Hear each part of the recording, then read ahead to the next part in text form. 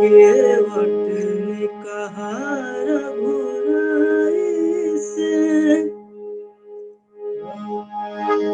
केवट ने कहा रघुराई से, उतराई न लूंगा ये भगवन।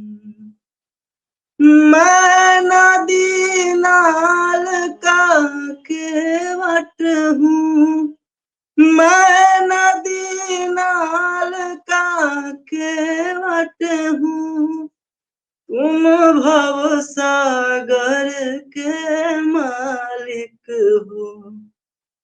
मैं यहाँ वहाँ पार लगाता हूँ, मैं यहाँ वहाँ पार लगाता हूँ, तुम वहाँ वहाँ पार लगा देना।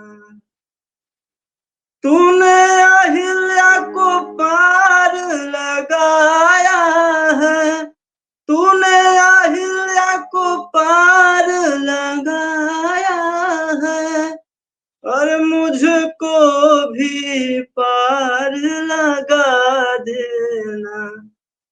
मैं यहाँ वहाँ पार लगाऊंगा,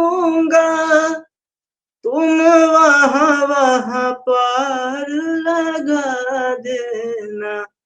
केवट ने कहा रघुराई से, केवट ने कहा रघुराई से। बहुत खूबसूरत अजीत जी, बहुत सुंदर बहुत सुंदर।